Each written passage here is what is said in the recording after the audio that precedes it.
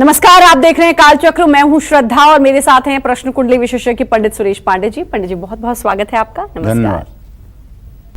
कलियुग में कष्टों की काट बनेगी हनुमान चालीसा। देखिए कालचक्र। आप भी रोज हनुमान चालीसा पढ़ते ही होंगे, हनुमत आराधना करते ही होंगे, लेकिन क्या आपने कभी सोचा है कि हनुमान चालीसा को इतना चमत्कारी क्यों कहा जाता है? क्या है हनुमान चालीसा के पीछे का विज्ञान? क्या है इसका ज्योतिषीय पहलू? हनुमान चालीसा में ऐसी कौन सी चौपाइयां हैं जो आपको किसी भी रोग और शोक से बचा सकती हैं? साथ ही एक बात की, हनुमान चालीसा पढ़ते हुए हमारा उच्चारण एकदम सही होता है। क्या है हनुमान चालीसा पढ़ने के नियम? ये सारे वो सवाल हैं जिसका जवाब जानना आपके और हमारे लिए बहुत जरूरी है। पंडित जी, आप हनुमान चालीसा की महानता, वैज्ञानिक दृष्टिकोण और ज्योतिषीय दृष्टिकोण तो आप बताएंगे, ज्योतिषीय महत्व भी बताएंगे, लेकिन उससे पहले मैं जरा हनुमान जी के बारे में जानना चाहती हूँ।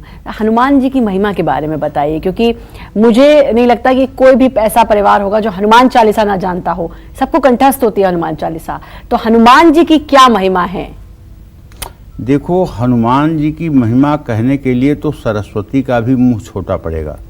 मैं तो एक साधारण मनुष्य हूँ, ठीक है, और हनुमान जी भगवान शिव के ही एक अंश हैं और भगवान राम के भक्ति के लिए ही इन्होंने ये रूप धारण किया था। और कलयुग में हनुमान जी ही एक ऐसे देवता हैं जो अजर अमर हैं। आज भी मैं दावे के साथ कहता हूं, जहां आप निराश होकर दुनिया का आश्रय छोड़कर हनुमान जी को याद करेंगे, वहीं हनुमान जी किसी न किसी रूप में आपकी सहायता करने के लिए उपस्थित हो जाएंगे। हनुमान जी का सबसे बड़ा चमत्कार ये है कि आप कहीं भी विपत्ति में फंस करके हनुमान जी को याद करिए, हनुमान जी वहां किसी न किसी रूप में आपको मिल जाएंगे, किसी न किसी रूप में आपकी मदद कर जाएंगे। इसमें कोई संशय नहीं है। इसी कारण से दो चीजें बता रहा हूं श्रद्धा, एक तो गायत्री मंत्र और एक हनुमान चालीसा। भारत से लेकर के पूरे विश्व में जहां भी सनातन धर्मी कोई रहता होगा, उसे दो चीजें जरूर याद होंगी। एक तो गायत्री मंत्र याद होगा और दूसरा हनुमान चालीसा याद होगा। आज तक कोई ऐसा सनातन धर्मी नहीं मिला जिसने ये कहा हो कि मुझे गायत्री मंत्र नहीं आती, या ऐसा कोई सनातन धर्मी नहीं मिला जो ये कहा हो कि हनुमान चालीसा क्या होती है। तो इसलिए इसकी लोकप्रियता का ही आधार इस बात का संकेत है कि हनुमान जी कलयुग के प्रत्यक्ष देवता हैं और इनकी आराधना से, इनकी साधना से सब प्रकार की मनोकामना पूरी होती है। तो हम आपको बताना चाहेंगे कि हनुमान चालीसा एक प्रकार से ज्योतिष के दृष्टि से अगर देखें तो भी ये कह सकते हैं कि सबसे पहले हनुमान चालीसा के विज्ञान के बारे में आप जान लीजिए। जैसे युग सहस्र योजन पर भानु, लील्यो ताहि मधुर फल जानू। सहस्र योजन माने 1000 योजन, सहस्र योजन, युग, युग माने 4,32,000 वर्ष का जैसे कलयुग है, 8,64,000 वर्ष का द्वापर है, 12 लाख कुछ वर्षों का त्रेता है, 17 लाख कुछ वर्षों का सतयुग है। तो इस तरह से 4 गुना करके सूर्य से पृथ्वी की दूरी को गोस्वामी तुलसीदास जी ने बताया है। इस दोहे का सीधा अर्थ है कि बजरंगबली ने एक युग, एक सहस्र योजन की दूरी पर मौजूद सूर्य को एक मीठा फल खाकर, एक मीठा फल जानकर खा लिया था। कहने का अर्थ यह है कि वैज्ञानिकों ने पृथ्वी से सूर्य की दूरी को जो आकलन किया है कलयुग में, वो गोस्वामी तुलसीदास जी ने बहुत पहले ही सूरज और धरती के मध्य की दूरी युग सहस्त्र योजन पर भानु, लील्यो ताहि मधुर फल जानू के माध्यम से बता दिया था। अब मैं आपको बताना चाहता हूं कि हनुमान जी की उपासना करने से क्या लाभ होता है। जो व्यक्ति नित्य हनुमान चालीसा का पाठ करता है, उसका आध्यात्मिक बल बढ़ता है। ऐसा व्यक्ति हर रोग से लड़ जाता है। हर दिन हनुमान चालीसा का पाठ करने से मन और मस्तिष्क को ऊर्जा मिलती है। हर रोज हनुमान चालीसा का पाठ करने से मन पर पड़े पुराने बुरे अनुभवों का भार कम होता है। तनाव से मुक्ति के लिए हर रोज दोनों समय हनुमान चालीसा का पाठ करने से बहुत लाभ मिलता है। मनोबल बढ़ाती है हनुमान चालीसा। हनुमान चालीसा अकारण भय और तनाव को मिटाती है। हनुमान चालीसा हर तरह के रोग को मिटाती है। हनुमान चालीसा हर तरह संकट से रक्षा करती है। हनुमान चालीसा किसी भी तरह का नजर दोष हो तो उसमें हनुमान चालीसा पढ़ने का बहुत लाभ मिलता है। नकारात्मक सोच और नकारात्मक ऊर्जा को दूर करती है हनुमान चालीसा। ग्रहों के बुरे प्रभावों को कम करने में मदद करती है हनुमान चालीसा। भय और डर को समाप्त करती है हनुमान चालीसा। तन मन और पारिवारिक कलेश को मिटा सकती है हनुमान चालीसा। बुरी संगत और बुराइयों से दूर रखने में मदद करती है हनुमान चालीसा। इस तरह से हनुमान जी सारे सृष्टि में अगर देखा जाए तो ब्रह्मचर्य के प्रतीक हैं। क्या है हनुमान जी? ब्रह्मचर्य के प्रतीक हैं। और ब्रह्मचर्य बहुत बड़ी बात है। ब्रह्मचर्य कोई छोटी बात नहीं है। रावण रूपी मन ने ज्ञान रूपी सीता का अपहरण किया, क्योंकि जब मन रूपी रावण ज्ञान रूपी सीता का अपहरण करता है तभी वो अविवेकपूर्ण कार्य कर सकता है। अगर ज्ञान जागृत रहे तो मन कभी मनमानी कर ही नहीं सकता है। तो ऐसे में आत्मा रूपी राम को जब ब्रह्मचर्य रूपी हनुमान मिल गए तो विभीषण रूपी विवेक ने बता दिया कि रावण के नाभि में अमृत है। और आत्मा रूपी राम ने ब्रह्मचर्य रूपी हनुमान के सानिध्य के साथ रावण रूपी मन का, जो अहंकारी और हर प्रकार से इंद्रियों के वशीभूत होकर के भोगों में लिप्त था, उसको गति प्रदान कर दी। कुल मिलाकर के ये जान लीजिए, हनुमान जी ब्रह्मचर्य के प्रतीक हैं। हनुमान जी ज्ञानियों में अग्रगण्य हैं। और हनुमान जी बस उनके जीवन का हर क्षण, हर पल, हर सेकंड श्री राम नाम में ही व्यतीत होता है और प्रभु की सेवा में ही उनका जीवन सबसे उत्तम ढंग से व्यतीत होता है। जय मां विंध्यवासिनी। तो आज आप हनुमान चालीसा की महिमा के बारे में जान रहे हैं। ऐसी महिमा और ऐसी बातें जो शायद कहीं और जानने को ना मिले। कहा जाता है कि मंत्र हो या श्लोक, चौपाई हो या फिर कोई पाठ, अगर उसका उच्चारण सही नहीं है तो आपको उस पाठ का पूरा लाभ नहीं मिलता। ऐसे में कहीं ऐसा तो नहीं कि आप भी हनुमान चालीसा का गलत उच्चारण करते हैं? क्या है हनुमान चालीसा का सही उच्चारण? आइए जानेंगे पंडित जी से। बताइए पंडित जी। अब जिसे मैं सही बताना चाह रहा हूं उसे हो सकता है कि आप गलत भी समझते हो। जैसे हनुमान चालीसा और रामचरितमानस के दोहे और चौपाइयों में ड़ की जगह पे हर जगह न लिखा हुआ है। ड़ की जगह पे क्या लिखा हुआ है? न। जैसे चरण, चरण को चरण, हरण को हरण, शरण को शरण। हनुमान चालीसा में श की जगह स लिखा हुआ है। जैसे कलेश को कलेश लिखा हुआ है, कपीस को कपीस लिखा हुआ है, शंकर को शंकर लिखा हुआ है। इसी तरह से व की जगह ब लिखा हुआ है। जैसे विक्रम को विक्रम लिखा हुआ है, विद्या को विद्या लिखा हुआ है, विकार को विकार लिखा हुआ है, महावीर को महावीर लिखा हुआ है।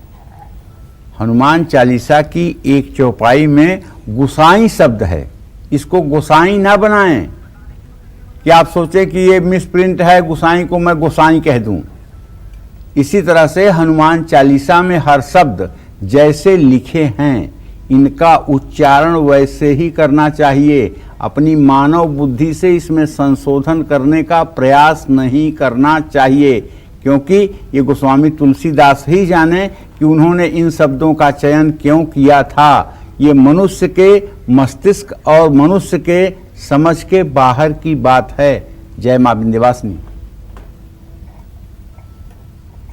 तो आप आज हनुमान चालीसा की महिमा के बारे में जान रहे हैं और आपने वैज्ञानिक क्या इसका पहलू है, वैज्ञानिक क्या दृष्टिकोण, इसके बारे में तो जान लिया, लेकिन पंडित जी अब जरा ज्योतिषीय इसके क्या पहलू हैं हनुमान चालीसा के, ये आप हमें बताएं।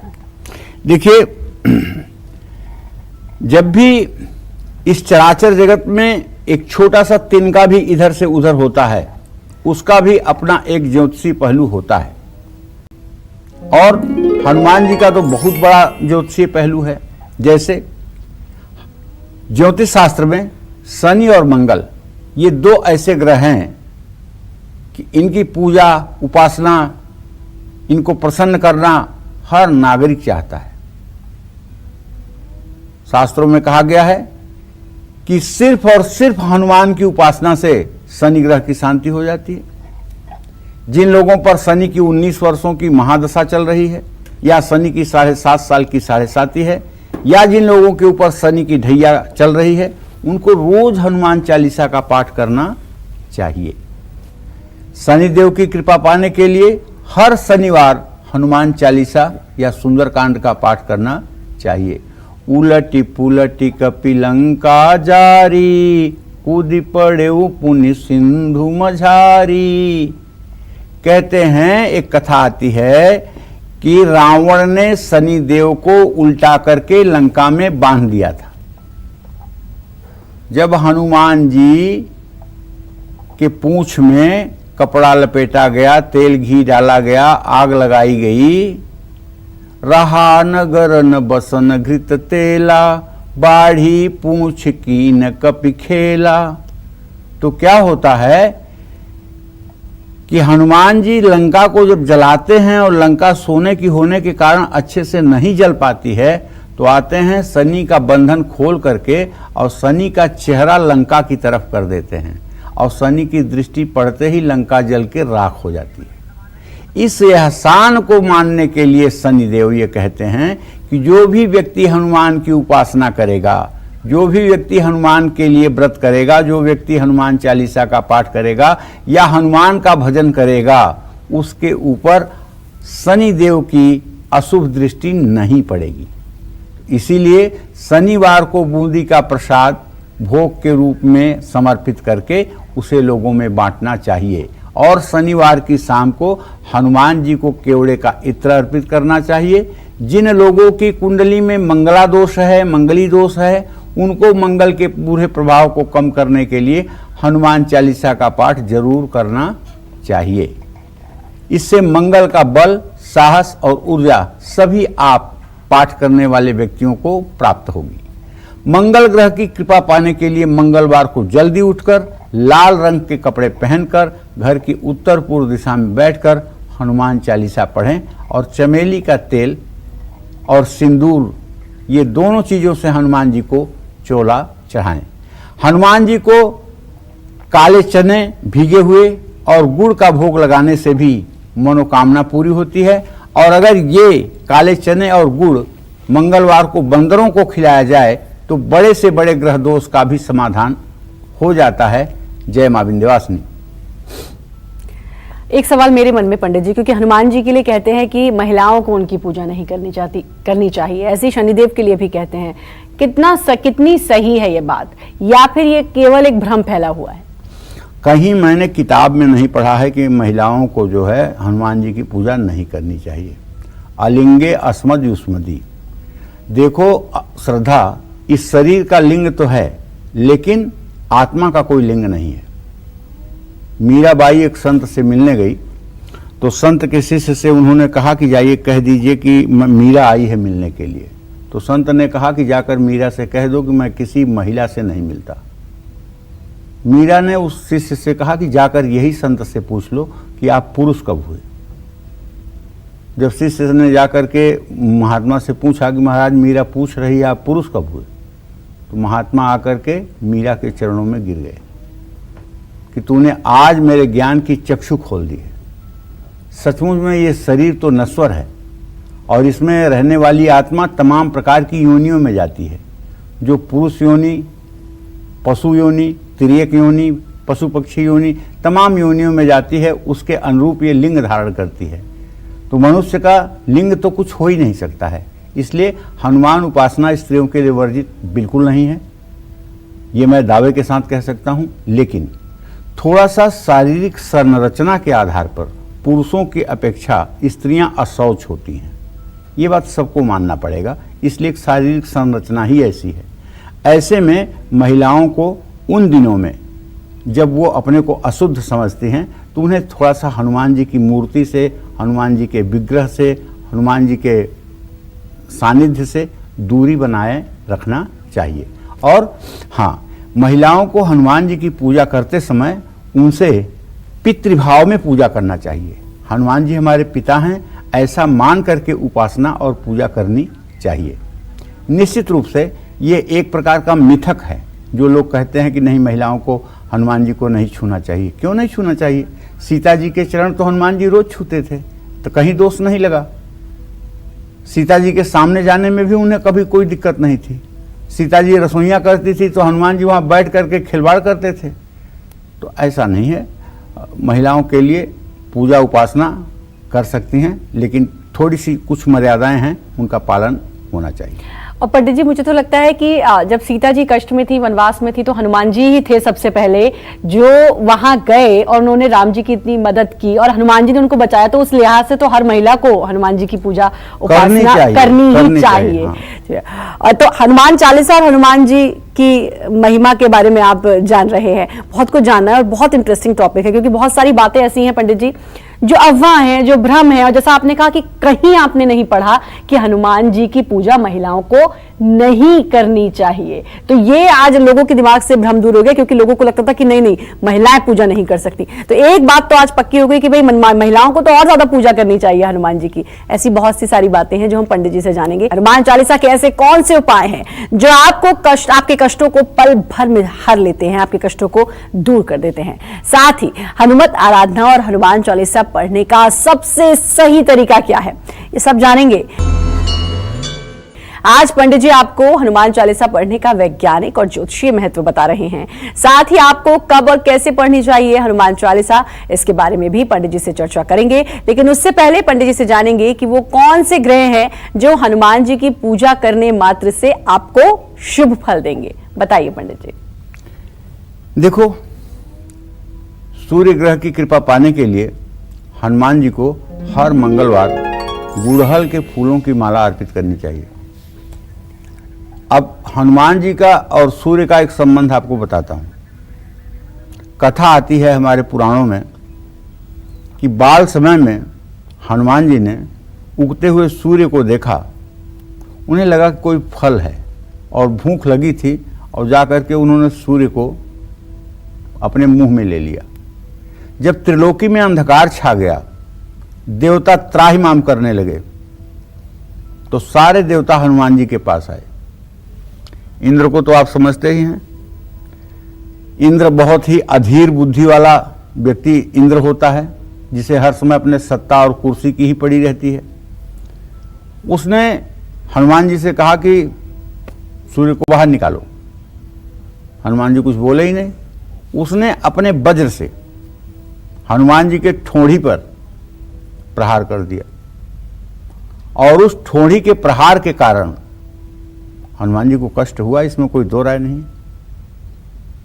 लेकिन माता अंजना कुपित हो गई, पवन देव कुपित हो गए। देवताओं ने प्रार्थना की और इंद्र ने अपने वज्र से ठोड़ी पर जो चोट लगी हुई थी उसको स्पर्श करके उसे अमर किया, ठोड़ी को अमर किया। हनु माने होती है ठोड़ी, चिबुक, दाढ़ी। ये पोर्शन जो है ये हनु कहलाता है हिंदी में। हनुमान मतलब जिसका ये चिबुक, दाढ़ी, ठोड़ी अमर हो गई हो, उनको कहते हैं हनुमान। इंद्र ने इसको वज्र से मारा था और बाद में इसको अजर अमर होने का आशीर्वाद भी दिया था। तो कहने का मतलब हनुमान नाम इसलिए पड़ा। गुड़हल के फूल की माला हनुमान जी को अर्पित करना चाहिए, और हर रोज उगते हुए सूरज को देखते हुए हनुमान चालीसा का पाठ भी करना चाहिए। इसके बाद तांबे के लोटे से सूर्य को जल देना चाहिए। इस तांबे के लोटे में चीनी या गुड़ या शहद नहीं डालना चाहिए। राहु की पीड़ा से मुक्ति पाने के लिए हर रोज हनुमान चालीसा का पाठ करिए और किसी भी हनुमान मंदिर में जौ और तेल का दान करिए। कमजोर शुक्र के कारण अगर आपको धन समृद्धि की कमी हो रही है तो हर रोज रात में सोने से पहले हनुमान जी के सामने सरसों के तेल का दिया जलाकर हनुमान चालीसा का पाठ करना चाहिए। और यदि आपके अंदर साहस की कमी है, आपको अंधेरे में डर लगता है, आप बोलते समय हकलाते हैं, आपका आत्मविश्वास नहीं काम करता है, आपको विषय तो आते हैं लेकिन उत्तर देते नहीं बनता है, तब आंख बंद करके हनुमत उपासना कीजिए, क्योंकि ज्ञानियों में अग्रगण्य हैं हनुमान जी। ज्ञानियों में अग्रगण्य अतुलित बलधामं स्वर्ण शैलाभदेहम धनुजवन कुशान ज्ञानी नाम अग्रगण्यम सकल गुण निधानम वानराणाम धीशम रघुपति प्रिय भक्तम वातजातम नमामि। हनुमान जी कैसे भाई ज्ञानियों में अग्रगण्य है? तो जब लंका में पहुंचते हैं और विभीषण का घर देखते हैं तो बिना किसी के परिचय के हनुमान जी कहते हैं, यह सन हठी करी हूं पहचानी साधु ते होई न कारज हानि।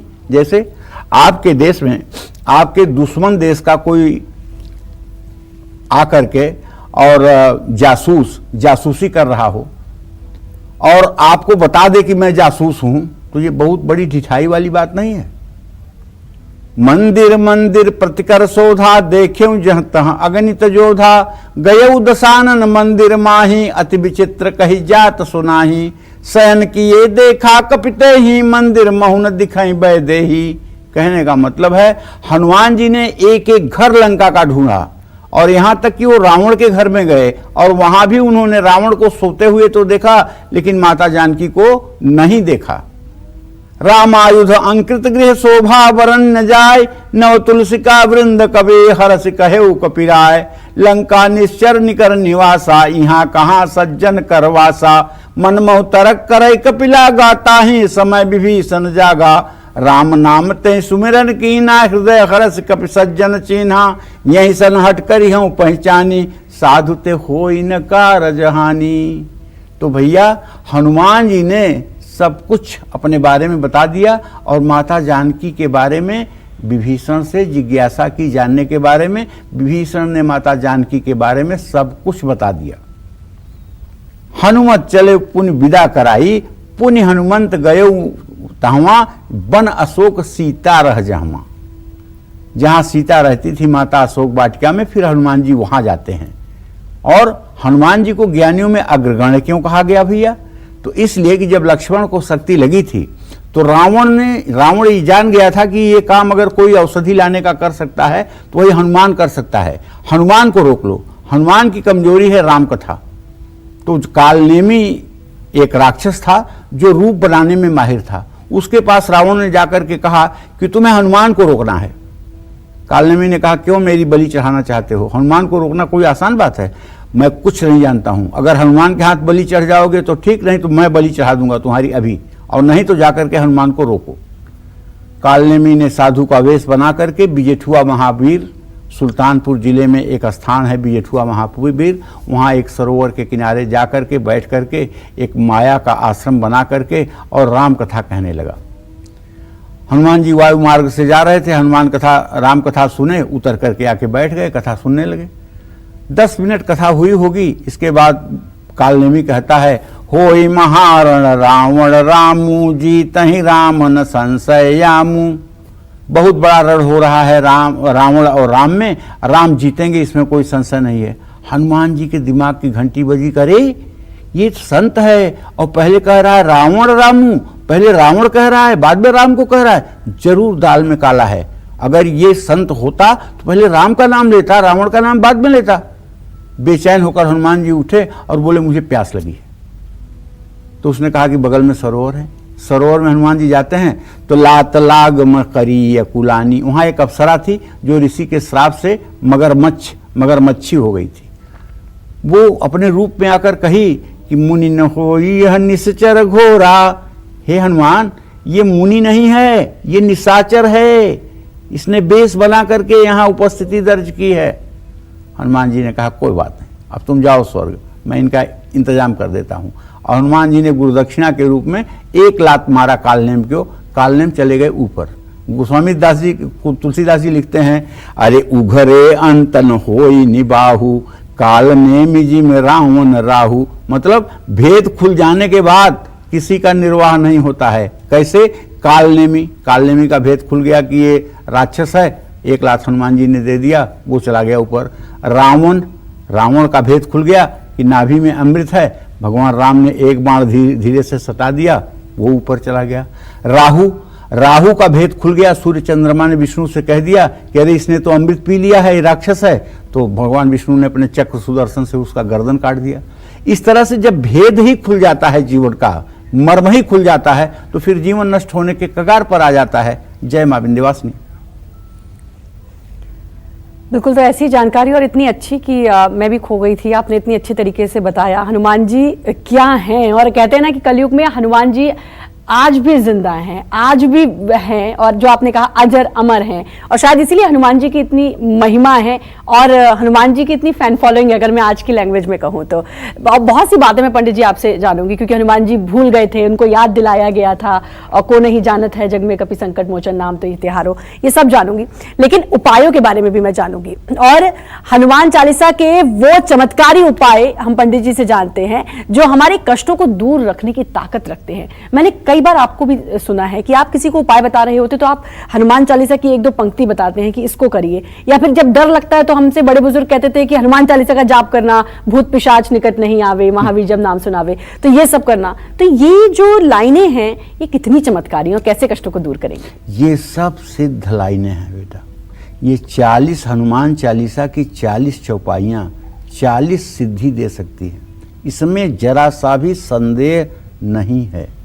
और आज भी पूरे भारत में मैं दावे के साथ कहता हूं, जब भी कोई व्यक्ति रात्रि के समय में शमशान से गुजरता है, पीपल के नीचे से गुजरता है, कब्रिस्तान से गुजरता है, और जिस व्यक्ति को भी ये लगता है कि यहाँ कोई बुरी आत्मा रहती है, तो उस आदमी के मुंह पर बिना प्रयास के हनुमान चालीसा चढ़ जाता है। जय हनुमान ज्ञान गुण सागर, जय कपिस्तु लोक उजागर, रामदूत, और तब तक रहता है जब तक भय नहीं समाप्त हो जाता।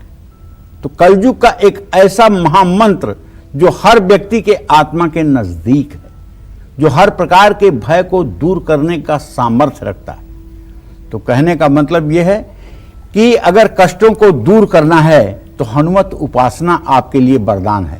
अनजाने में की गई भूल की वजह से आप अगर कानूनी मुश्किलों में फंस गए हैं तो हनुमान चालीसा का 100 बार पाठ करिए। जैसे क्यों 100 बार पाठ करेंगे? 100 यह 7 बार पाठ कर जोई, छूटे बंदी महासुख होई।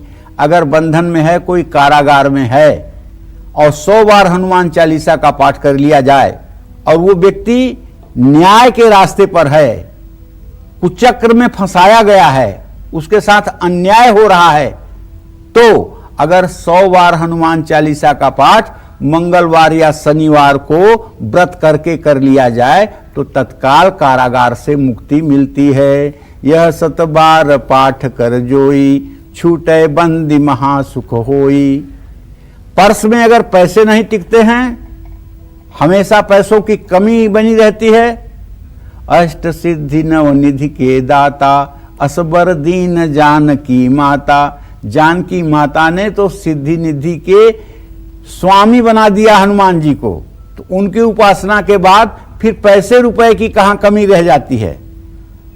मंगलवार के दिन सुबह स्नान करने के बाद बड़ के पेड़ का एक पत्ता तोड़ लीजिए और पत्ते को साफ पानी से धो लीजिए। अब इस पत्ते को कुछ देर हनुमान जी की प्रतिमा के सामने रखिए और इसके बाद पत्ते पर केसर से श्री राम लिखिए और हनुमान चालीसा का जप करते हुए इस पत्ते को अपने मनी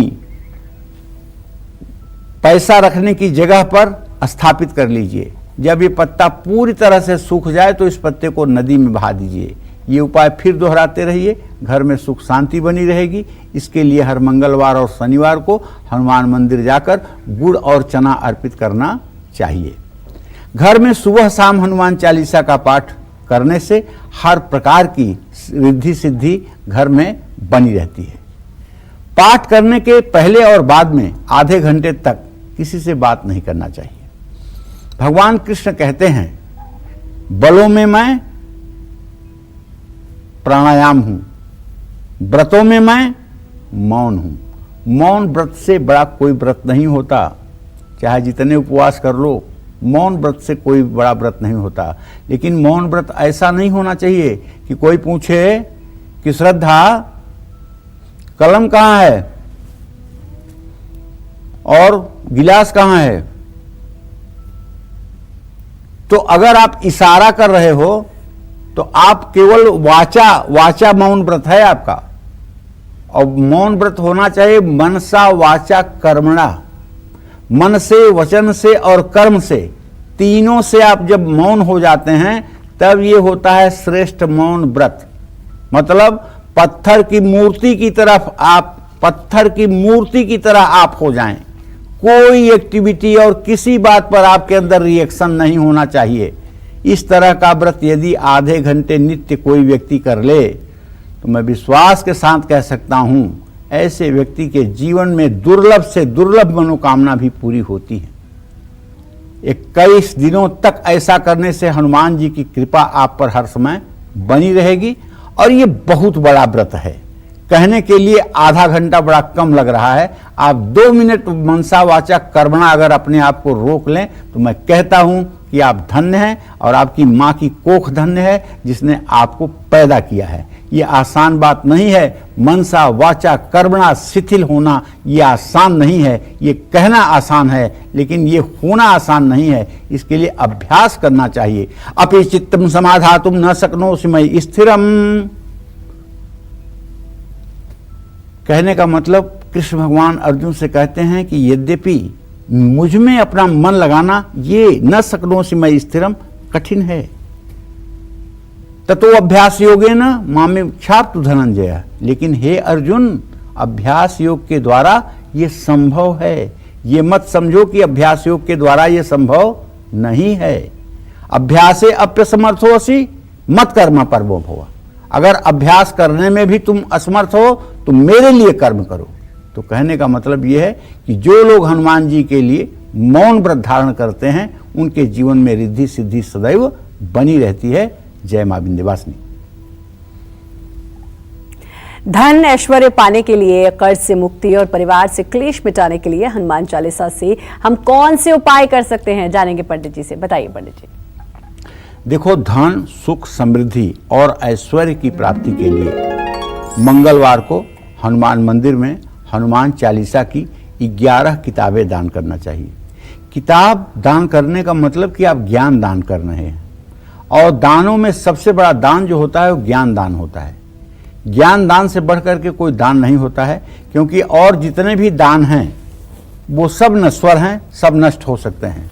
लेकिन ज्ञान एक ऐसी चीज है जो सनातन है और जो हर समय रह सकता है। एक शरीर से दूसरे शरीर में, एक आत्मा से दूसरे आत्मा में ज्ञान का स्थानांतरण होता रहता है। इसलिए ये कभी नष्ट न होने वाली प्रक्रिया है। तो कारोबार में उन्नति के लिए सूजी या मूंग की दाल का हलवा पीतल की थाली में रखकर हनुमान जी को भोग लगाना चाहिए। 11 बार हनुमान चालीसा का पाठ करना चाहिए। अगर परिवार में बहुत कलेश होता है तो हर मंगलवार और शनिवार को हनुमान मंदिर में 21 उड़द की दाल के दाने, सिंदूर, चमेली का तेल, फूल और प्रसाद चढ़ाकर सुंदरकांड या हनुमान चालीसा का पाठ करना चाहिए। अगर आप बेरोजगार हैं, आपकी नौकरी या कारोबार पर संकट आ रहा है, तो मंगलवार के दिन आपको सुंदरकांड का पाठ जरूर करना चाहिए और उसमें एक संपुट जोड़ना चाहिए। दीन दयाल बिरदु संभारी, हरहु नाथ मम संकट भारी। अगर विपत्ति भारी है तो इस मंत्र से संपुट करने पर तत्काल मनोकामना पूरी होगी। हनुमान चालीसा का पाठ जरूर करिए। और अगर कर्ज से मुक्ति होना चाहते हैं तो बुधवार और रविवार को कभी भी पैसे ना लौटाएं, सिर्फ पैसे लौटाने की कोशिश मंगलवार को करें। अगर मंगलवार को आप कर्ज चुकाएंगे तो आप विश्वास करिए अतिशीघ्र आप कर्ज से मुक्त हो जाएंगे। सरसों के तेल के बड़े से दीपक में 2 लौंग डालकर दीपक जलाइए और हनुमान चालीसा का पाठ करिए। शरीर में किसी भी तरह की पीड़ा है तो हनुमान चालीसा के साथ हनुमान बाहुक का भी पाठ करिए। इससे शरीर की पीड़ा, और जिन लोगों को 7 फोड़े फुंसियाँ एक साथ होते हैं, जिन लोगों को गुप्त स्थान पर फोड़े फुंसियाँ होती हैं, जिन लोगों के पीठ के घाव जल्दी सूखते नहीं हैं, जिन लोगों के शरीर में गिल्टियाँ बहुत निकलती हैं उससे परेशान रहते हैं, ऐसे सभी लोगों को हनुमान जी की उपासना करनी चाहिए और सुबह शाम हनुमान बाहुक का पाठ करना चाहिए।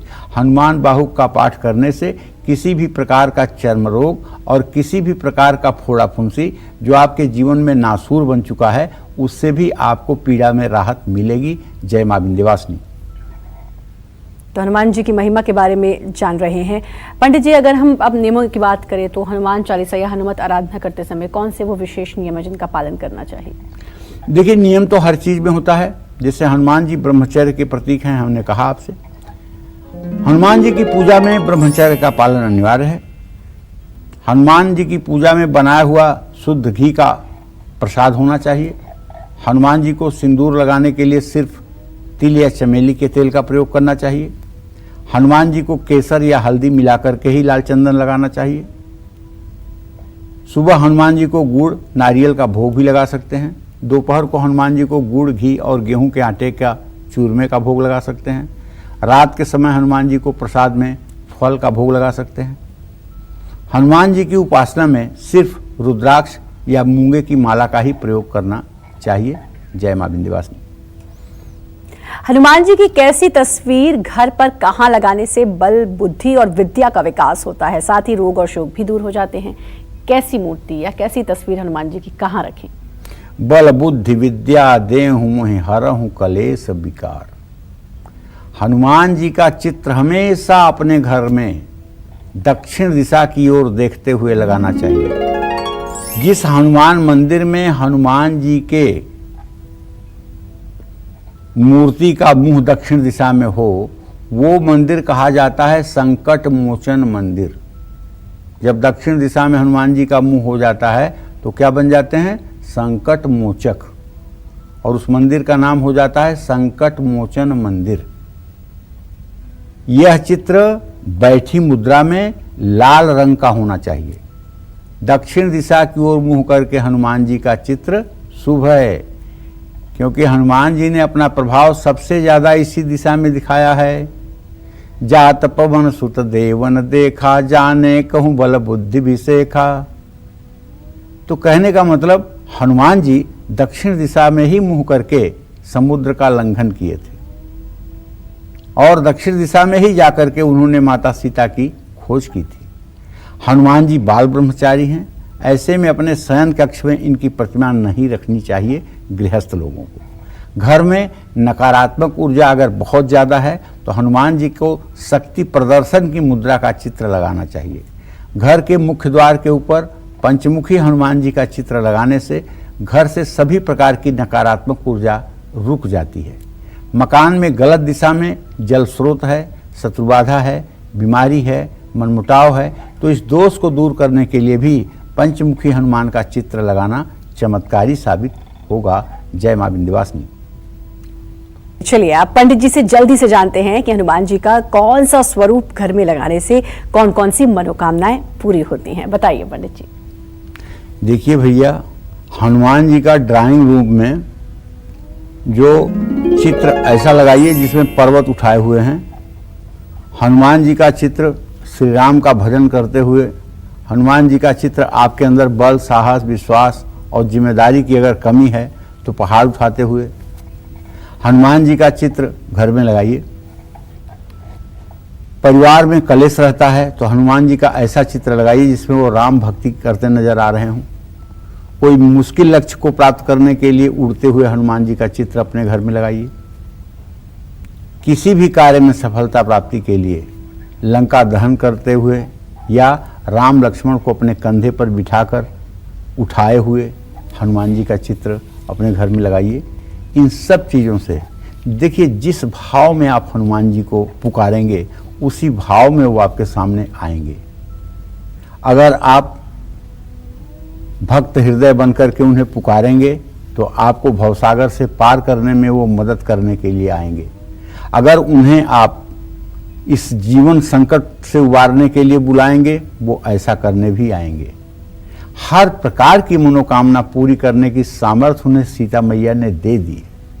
जगत जननी जगदम्बा सीता मैया ने इतना आशीर्वाद भर भर के दिया है हनुमान जी को कि अब हनुमान जी को इस त्रिलोकी में किसी और चीज की आवश्यकता नहीं है। हनुमान की उपासना करने वाला कोई व्यक्ति जीवन में कभी दुखी नहीं हो सकता है।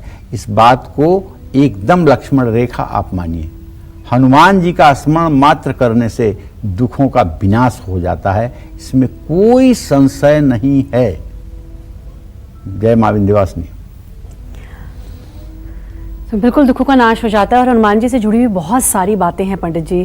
फिर भी समय का ख्याल रखते हुए मैं कुछ जानना चाहूंगी। एक तो जो मैंने जिसका पहले जिक्र भी किया कि जब पुल बनाया जा रहा था और उस समय हनुमान जी को याद दिलाई जाती है उनकी शक्तियां, और उसके बाद फिर हनुमान जी को याद आती है उनकी शक्तियां, वो जो कथा है, वो जो स्टोरी है, वो आप बताइए। कौन सो काज कठिन जग माही, जो नहीं होत तात तुम पाही। ठीक है।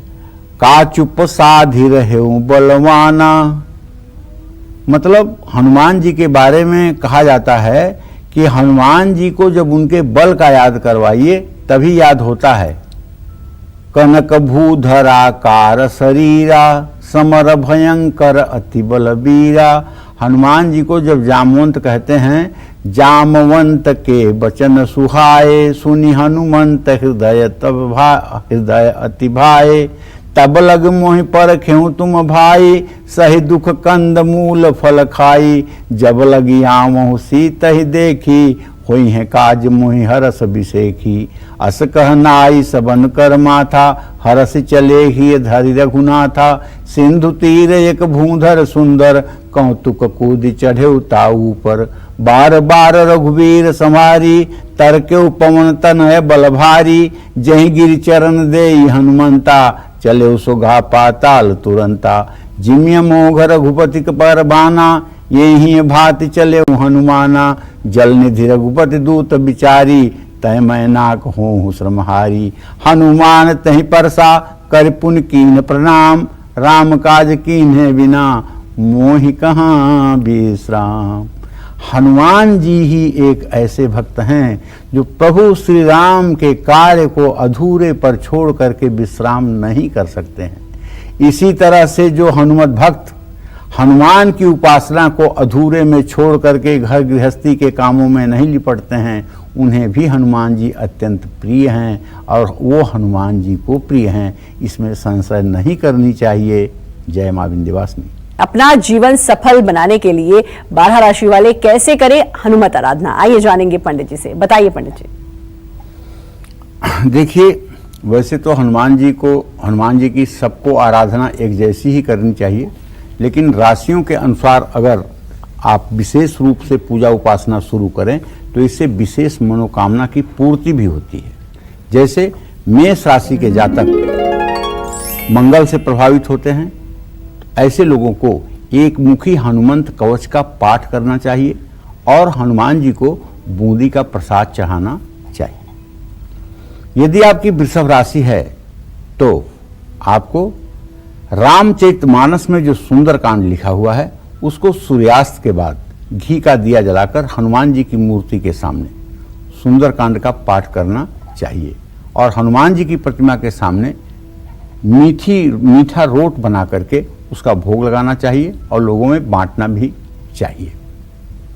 इसी क्रम में जो मिथुन राशि के जातक हैं उन्हें चाहिए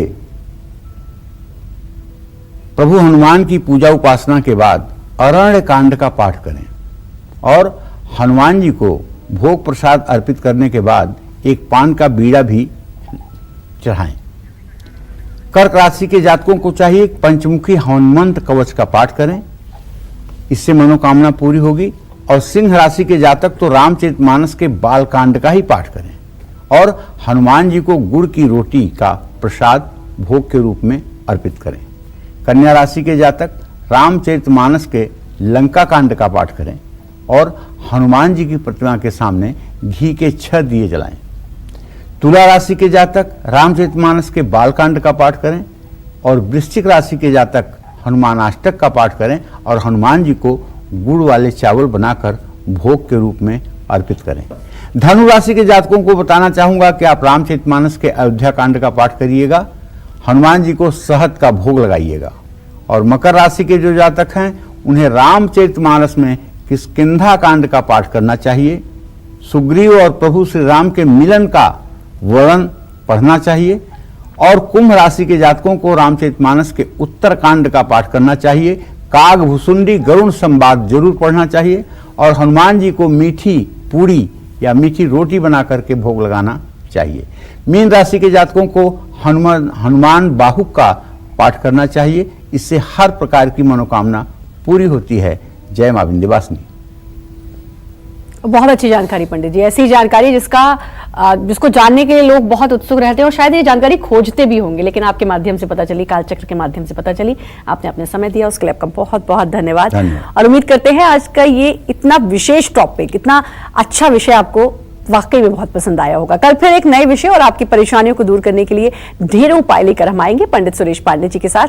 तब तक कालचक्र की पूरी टीम को दीजिए इजाजत, लेकिन देश दुनिया की तमाम खबरों के लिए लगातार बने रहिए न्यूज़ 24 के साथ। नमस्कार। नमस्कार, मैं हूं मानक गुप्ता। अगर आपको हमारा ये वीडियो पसंद आया हो तो इसे लाइक और शेयर जरूर करें और हाँ, हमें सब्सक्राइब और फॉलो करना ना भूलें ताकि आप देश और दुनिया की कोई खबर मिस ना करें। तो जुड़े रहिए हमारे साथ और देखते रहिए न्यूज़ 24।